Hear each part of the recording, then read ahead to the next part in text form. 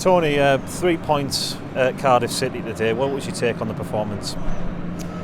Generally good. I think we came trying to keep the ball, really play possession, because we knew we were out physical today, really. I mean, they had two massive centre forwards, both 6'4", two massive centre halves, 6'4", 6'5", and we really only had Danny Bath of any physical size, and so we had to try and keep the ball more than we would normally today. We loaded it with technical midfield players, and first half particularly we were really good with the ball. I felt really kept their chances down.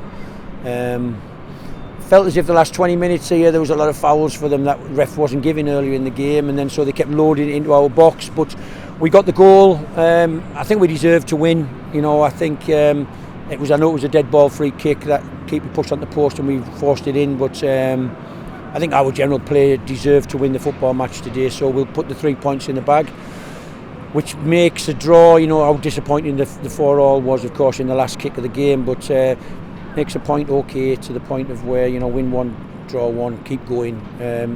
Got 2 home games coming up, and we've got to be really positive and aggressive and try and get maximum points from them games. And then I keep playing it down. We have to see where we're going, and there is no pressure on this group to force their way anywhere near the top 6. But if we win football matches, you never know still.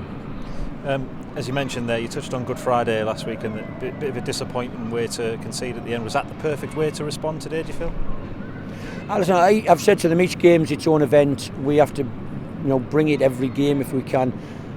It's 6.5 hour trip back for us, and I don't know how many supporters were here today, but it seemed as if the whole of Cardiff, as I had to walk around this morning, was full of Sunderland fans. And yet it's just important for the team to feel that we can work and chase and run and play attractive football and create chances and hopefully win football matches for the people who spend lots and lots of money and lots of time travelling to watch them play football, and hopefully we did that today. They'll go home happy and they make their journey home happy.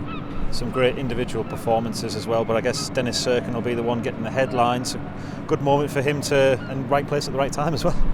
Yeah, brilliant. He did that at Millwall for us, didn't he? He got a goal at Millwall for us, which was amazing. And pleased to have Dennis back. Listen, Dennis is a first team footballer for us. He's not a fringe player, he's a first team footballer, and yet I'd have to say Gooch has been amazing recently for us. It was just difficult without Luke today to put a back 4 in place, and so we tinkered with building out with the back 3 and then defending in a back 4, really sliding Gucci high up the pitch and then sliding him back into right back, which keeping Dennis as a left side centre half in a 3, but also a left back in a 4. So it worked all right for us for most of the game until they made a double change before half time, didn't they, to try and stop us our possession basically, because we were moving the ball in between their lines, and it made it more difficult for us because everybody was matched up man for man, and we tried to tinker with it again and got a little bit of success. But the last 20 minutes was hard, as you would expect against a really big, strong, physical team, putting the ball in your box.